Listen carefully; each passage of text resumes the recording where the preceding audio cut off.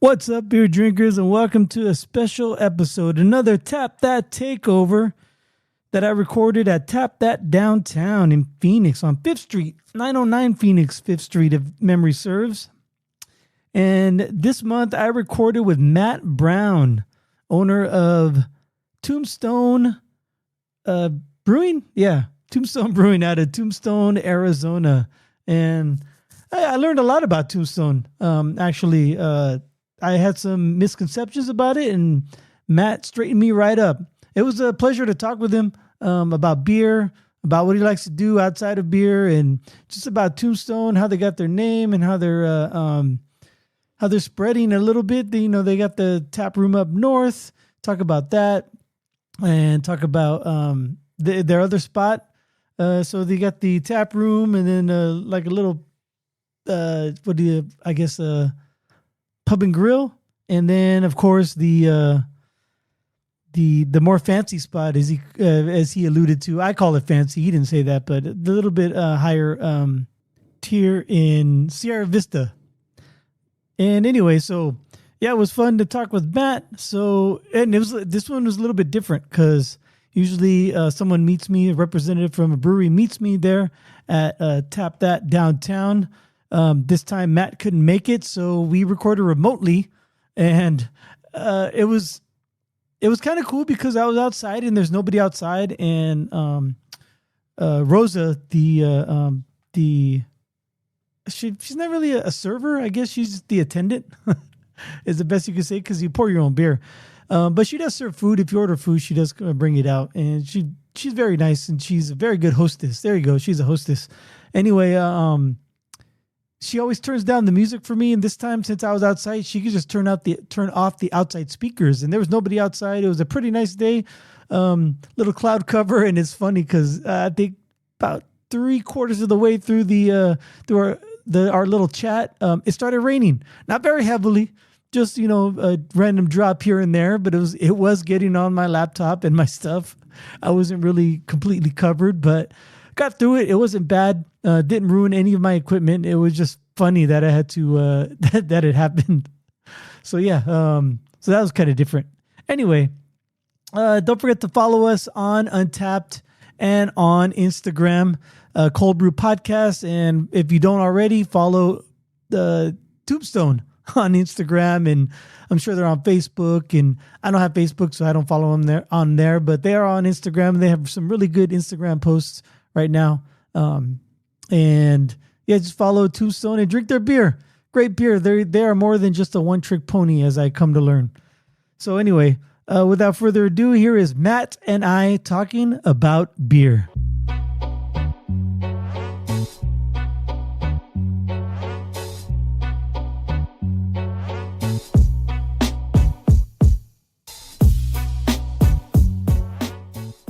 So are you down at Tombstone right now? I am actually in Tucson. I have family stuff here today. So okay. I've been all over the place. I'm in Tombstone and Sierra Vista tomorrow, and then Phoenix the next day. So. Are you from Tucson originally, or is that where you live now? I live in Bisbee. So okay. But yeah, my family, my wife is from, she's 5th generation Cochise County, so her family's been there forever. Yeah. So but yeah, we're in Bisbee. We split our time between Bisbee, sometimes Tucson, which is halfway between the Phoenix brewery and the southern breweries. Yeah, that's cool. I haven't been down to the Bisbee or Tombstone yet. I've been to Tucson a couple times, but I haven't made the trek all the way down there. But I mean, Bisbee's great. You guys opened up the brewery up here, so now I could, if I want to visit Tombstone Brewing, I just have to go over there to the old the old Helio Basin brewery, right? Yeah, we took over Helio. How's that going? How's the new spot for you? That's our second newest spot. We have one in Sierra Vista that's open as well, but Phoenix is pretty good. It's different. Like, production there is great. Like, it's a well set up brewery for that. I've got a great brewer. I've got great staff up there. The other two have so much more personality, though. That's sort of the challenge with it, where it's like Phoenix is Helio with Tombstone decor, whereas the other ones are like pretty unique experiences. Yeah, the brewery down in Tombstone, that's the original, I presume. Is that What was the original use for that building that you're in?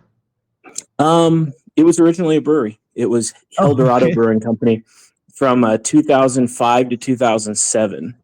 And then Yeah. it was City Hall, and then it was a factory, and then it was us. Oh, okay. Wow, it was City Hall for a while too, huh? Yeah, it's pretty funny. They did like a drop ceiling, but they kept the original bar. So like Yeah. the town clerks and stuff, you paid your water bill over the bar. So Pretty you still funny. have that original bar?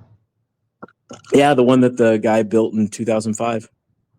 Yeah. So, and it's a metal building, but it's made up to look like it's an old timey tombstone building. Oh, okay.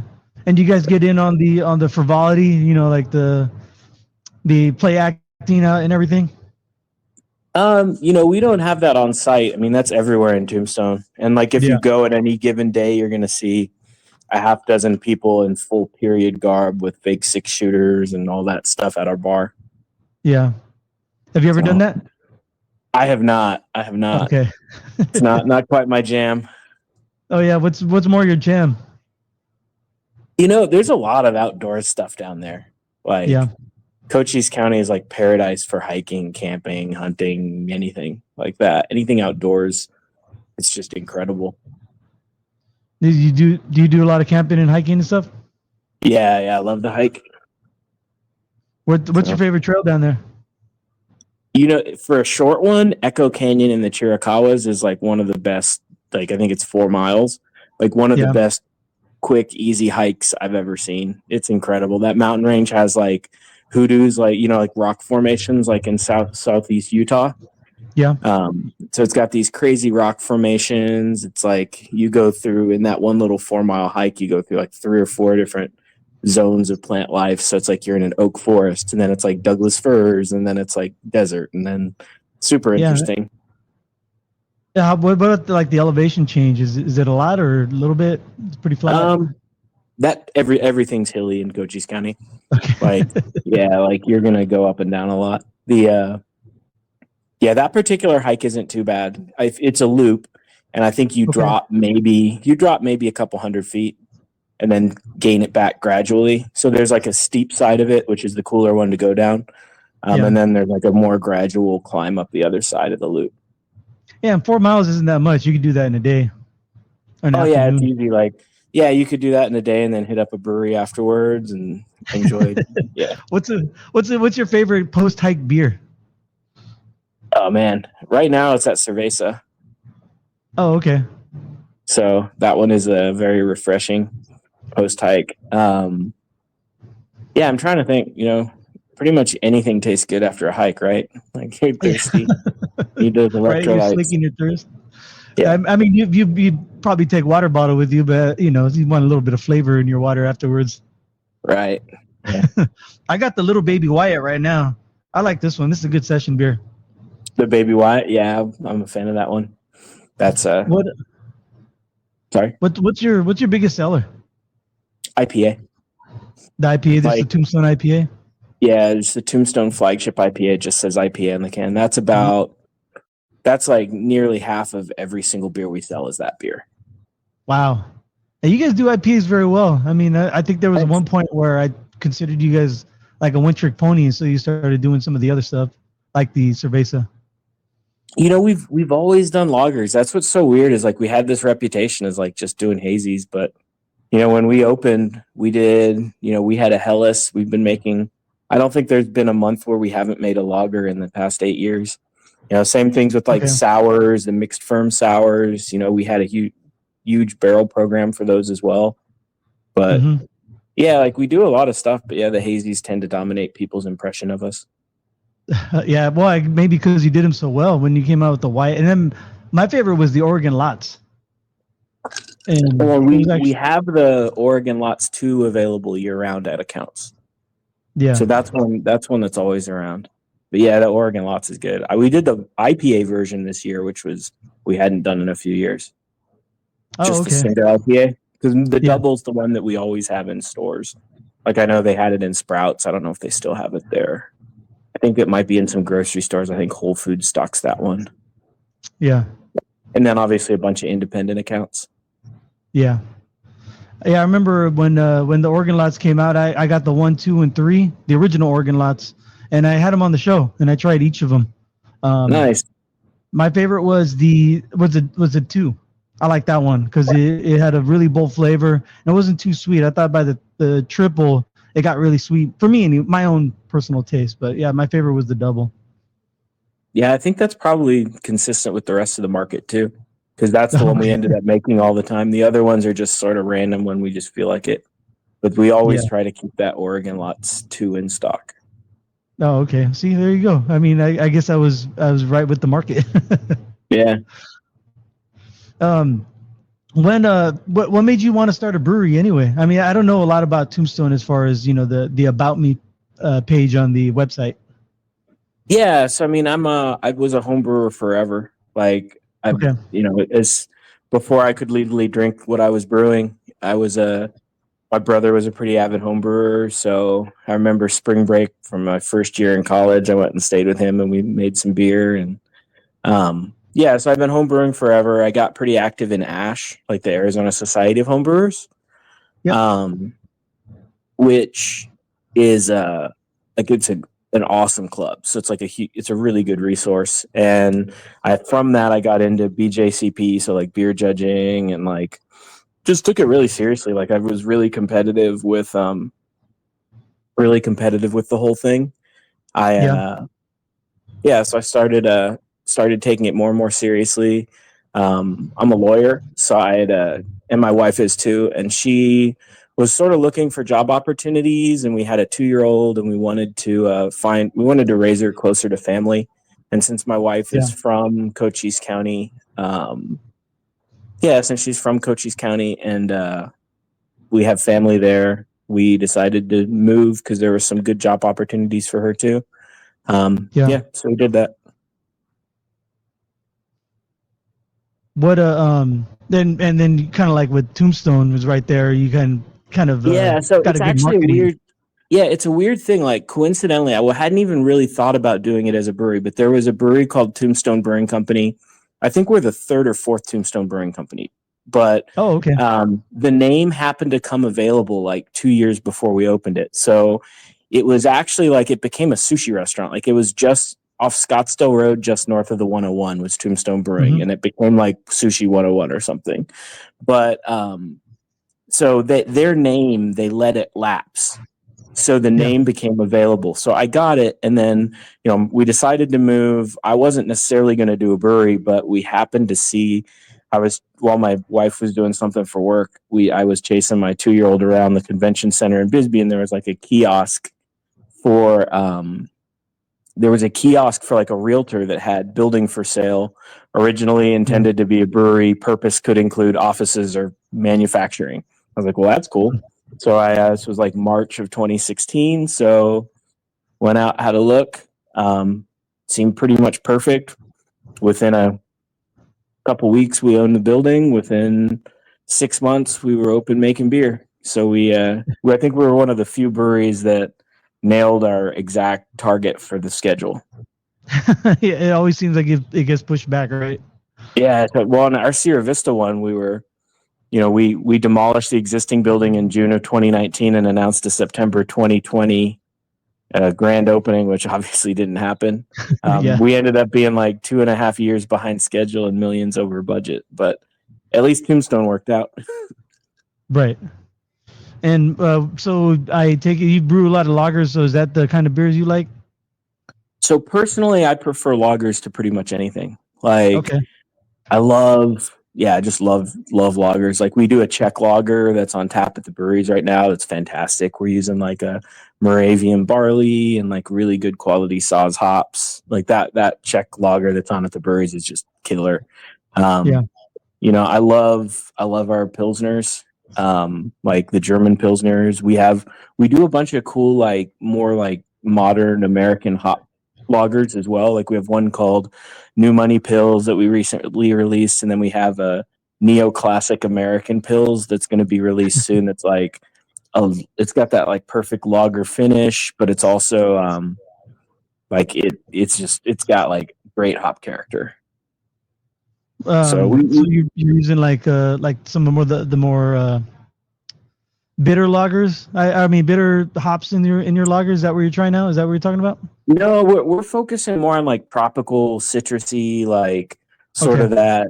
Yeah, so like sort of the hazy IPA profile, but using it with lagers. gotcha. Um, yeah, so like that neoclassic uses Motueka. Like Oh yeah. yeah. So it's like very, very tropical. It's Hmm. pretty awesome. It's still lagering right now, but I pull a little bit from the tank every time I walk by it. Still tastes So pretty are good. you personally involved with all the brewing? No, not the day to day. Like things Okay. like recipe development, like discussing how we're gonna make stuff, some of the technique stuff, what we're gonna make. You know, does it pass the diacetyl test? Does it Hmm. is it carbonated enough? Like that sort of like fine tuning stuff. But like I'm not actually dragging the hoses and opening the valves. Okay. That's a young man's game. I'm too old for that. What so yeah, you're more of the when you first started, were you doing all that stuff or did you hire someone to do that for you? So I hired a great brewer, a guy named Weedy Weidenthal. He came out from Alabama, so I hired him to do it. I'm a pretty firm believer in like that there's a value in experience at the professional level for that. That like Yeah. I didn't want to go through all of this and then suddenly, um, and then suddenly have all the expense of the building and all that, and the first beers not be good. So I figured it was Yeah. almost like an insurance policy to have somebody who I knew made good beers, who's done it at that scale and that size system. And, it turned out to be a good bet because we came out with a high quality product from the very first batch. Right. Yeah, it's kind of like, hiring, yeah, you could do your AC work at your house yourself, but why not hire a professional and get it done properly the Right. first time? Well, we find that Well, with the kitchens too, like pretty much, everybody associated with the business and the management stuff, we're all like pretty avid cooks. But like it's yeah. different doing it at a restaurant, right? There's a Yeah. lot of stuff you might not think about scaling it up, like things that are easy to source as a consumer but hard to source um, as a business owner. Things that are like vice versa, right? That you might Hmm. want to do as a business owner, but that wouldn't make sense to do at home. Right. And as far as doing stuff efficiently at scale too. Yeah, yeah, totally. Do you guys have a, kitchen down at the original, or I know The you have one at original Helio has a great Basin? Yeah, so the Helio Basin, that's a full kitchen. That's sort of like a sports bar, nachos. Hmm. We have really good Brussels sprouts, awesome burgers, uh, really good hot chicken sandwich, that sort of stuff.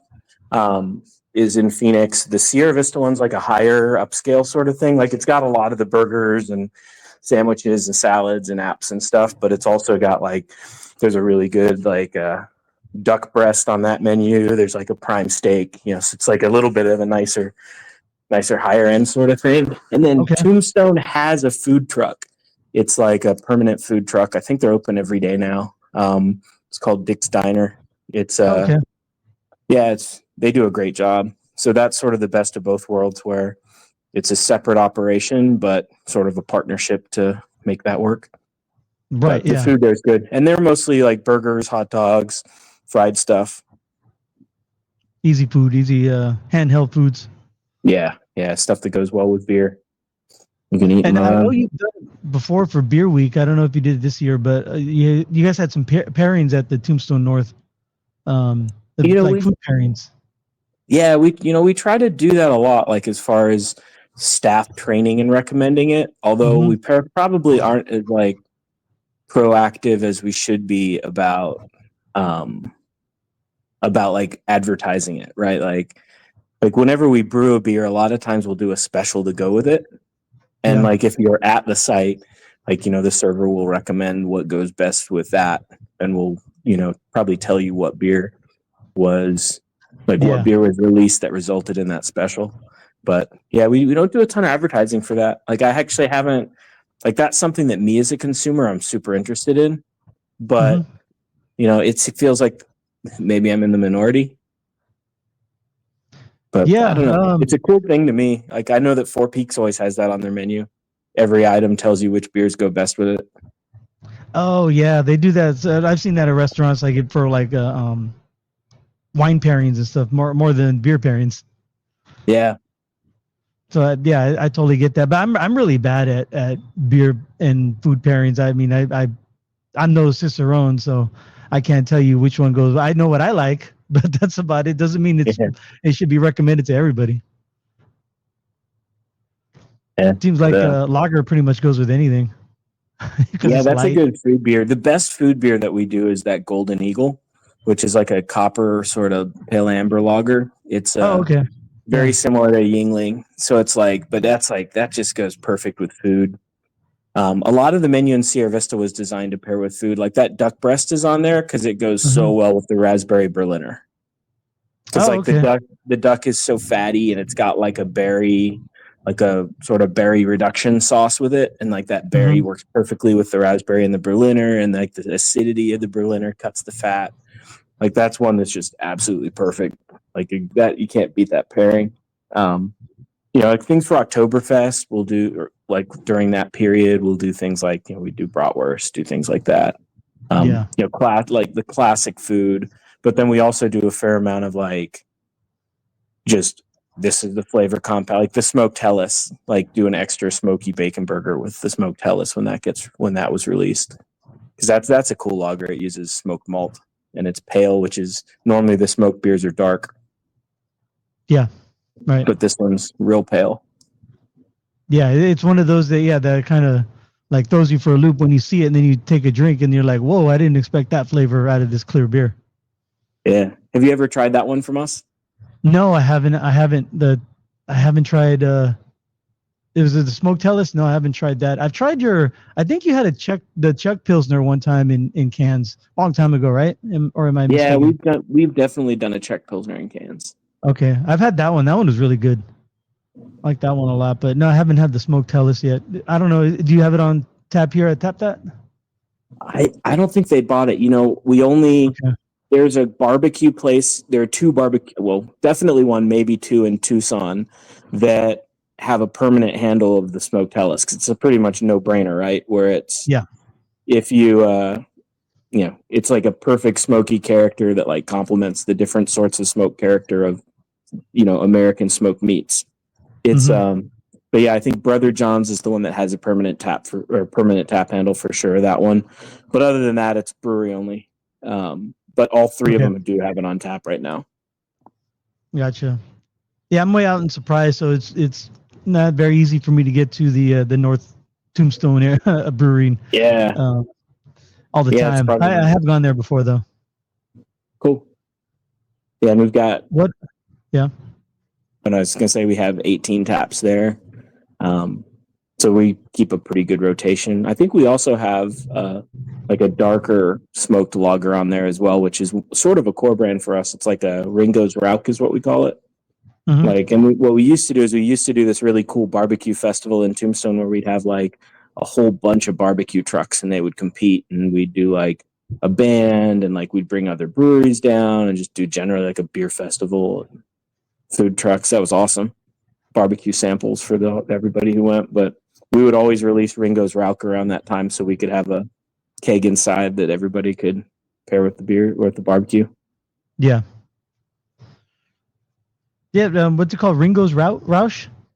Yeah, and that one is, I know it's on in the Sierra Vista brewery, but I don't know about the other ones. It probably is. Okay. And that's like more. Yeah, that's like more of your traditional German Rauk beer, like the Bamberg style. Mm-hmm. Yeah, I've noticed your beers. You go from like just naming it what it is, but then some of them have names like the Wyatt, Baby Wyatt, Ringo's Rausch. Was that planned, or is it just spur of the moment and it just happened? Yeah, sometimes it's planned, sometimes it's not. Little Baby Wyatt was an evolution. We wanted to do. I'm trying to think exactly which one came first, but there were every May, so Memorial Day weekend in Tombstone is Wyatt Earp Days. Yeah. And we wanted to release a beer for that. And Casual Pint wanted to do a collab called Spawn of Earp. And we thought that was like a good one to do as the double IPA. So we release that every year. And then we did a single IPA. I don't even remember what we called that one. And then we wanted to do a session because we didn't have enough light stuff for the summer. And I don't know if we were the first to do it, but I don't like this was our very first year, like before we were even open a full year. We decided to do a hazy session, and we were like, well, what are we going to call it? And it'll get released around Wyatt Earp Days, so why don't we call it something Earp themed? And then my mind went to Talladega Nights. So the little baby Wyatt. So that's how the name came. And then originally the can was just looked just like all the standard IPAs, but I forget which. There was some chain decided to pick up cans of it, and we were like, okay, we should make the label cooler. So Dennis Fessenmeyer out of Tucson, he's a graphic designer. I think his company's called Fez Lab, and he does great designs. So like a lot of the cans are his designs.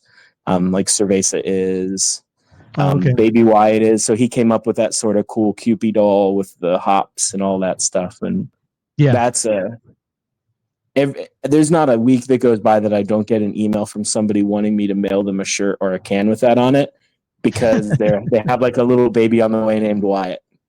Yeah. Anybody who has a kid that they're going to name Wyatt seems like they gravitate towards wanting it. There's also at least one person who got it as a tattoo, which I think is really funny. That is really cool. That person should get a free beer. Yeah, for sure.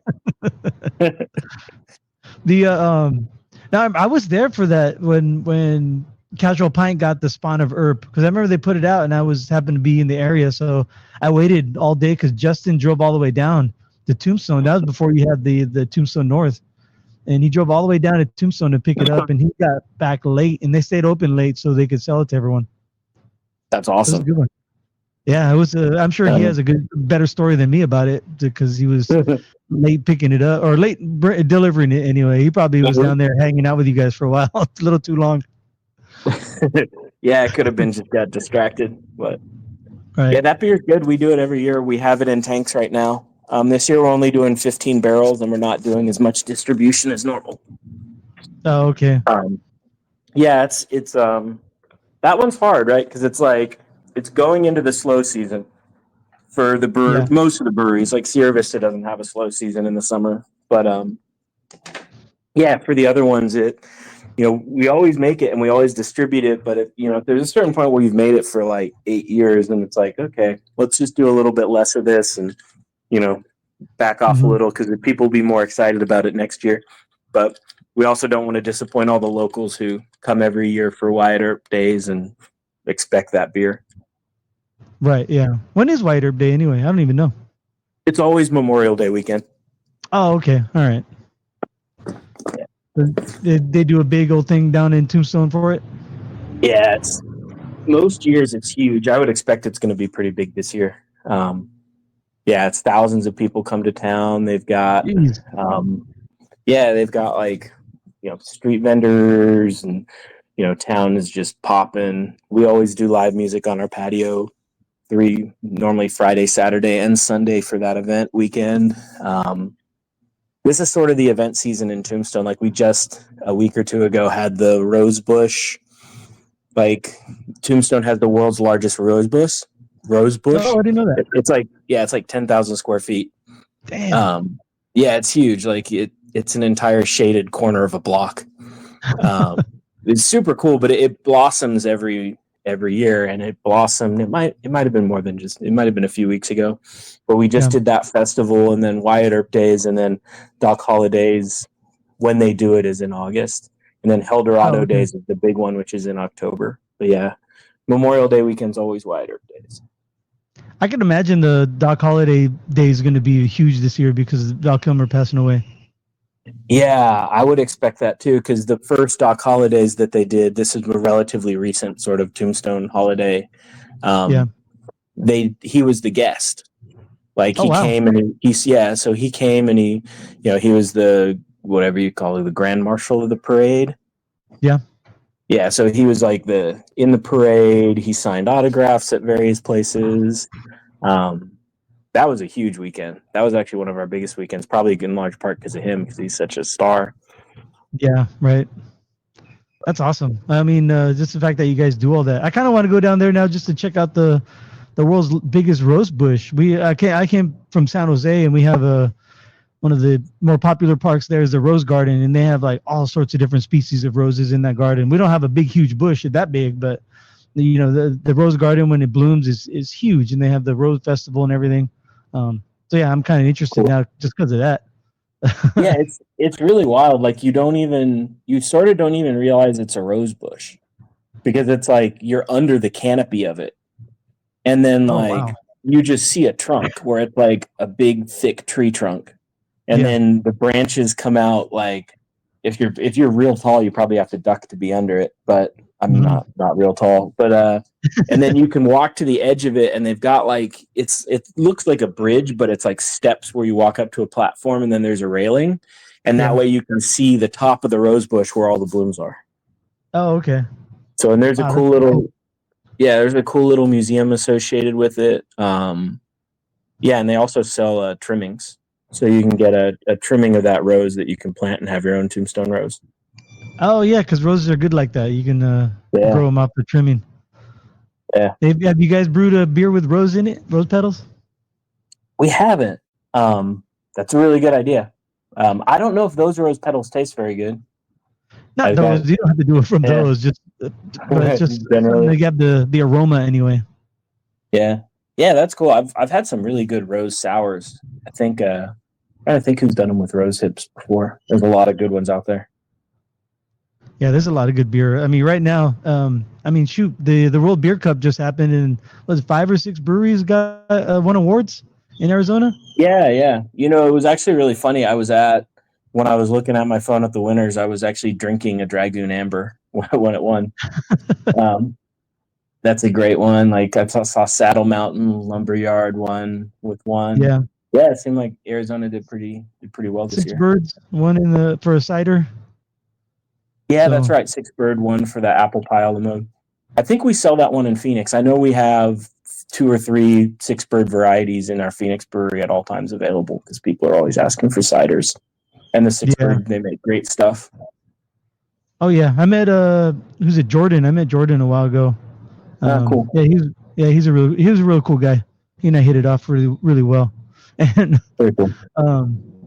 yeah, he was. I hope his wedding went well because we were talking beforehand. He was. I don't know if he was nervous. I think he was kind of played off that he wasn't, but I think the nerves was more about wanting to make sure everyone had a good time at his wedding more so than the actual event itself. Yeah.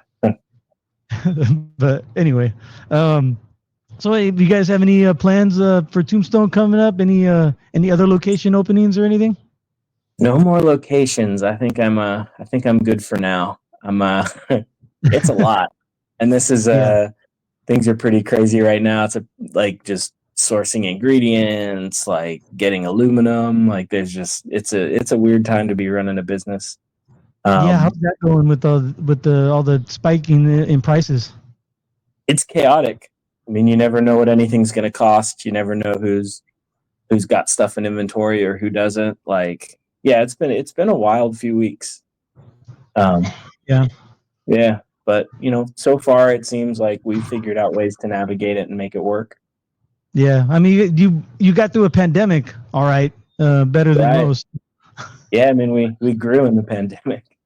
Yeah, But yeah, in large part, we were lucky with that because we had a we had a canning line, right? So like, okay, and we yeah, had cans, and we had stocked up just for no, like, it wasn't like we knew what was going to happen. Like we just happened to have ordered recently, and we had a bunch of cans, and we had our own line. We had people that could do it. So it was like when the pandemic hit, and all of a sudden on-site disappeared. We were really lucky because we didn't have yeah, to buy a canning line and wait 8 weeks, right? We didn't have to find aluminum suppliers. We didn't have to get labels made, right? We didn't have to do any of that stuff. We were just like, we were already in market. We already had a distribution component. So, we converted our Tombstone Brewery, which at the time that was the only one we had. We converted the tap room into just hmm a bottle shop, gave all the employees raises because it wasn't good. They weren't going to get tips anymore, and basically ran it as a bottle shop until they let us reopen it. And we really just leaned into distribution. A lot of the bartenders became packaging techs. So we used our, like, we didn't have to lay anybody off. Everything came through pretty good. And then, we also had the opportunity of Helio, which had focused more on being on site than distribution. So we were pretty lucky that, that came available. And so we survived that. We'll figure out this. Yeah. And this one seems a little bit more, well, I guess the pandemic was a little uncertain because first time we all went through that, but with the tariffs and everything, it just seems to go up and down every day. And, who knows what the supply line is going to be like. So I don't envy you one bit, but I wish you all the best, man.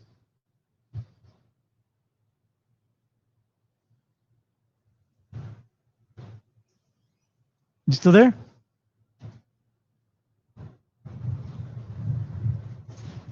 I think I lost him.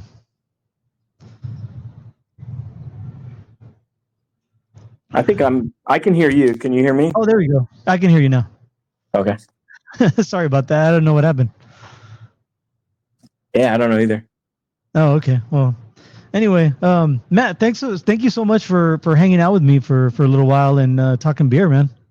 Yeah, no problem. Thanks for doing this. It's great meeting you. Yeah, nice meeting you too. Hopefully, I can see you at a beer event soon. I don't know if you come up here for beer events. I do. I love going up there for beer events whenever I can. All right. Well, shoot me a text or an email next time you're up here, and I'll head on your way to your booth. Awesome. Will do. All right, man. Cheers. Thanks. Bye.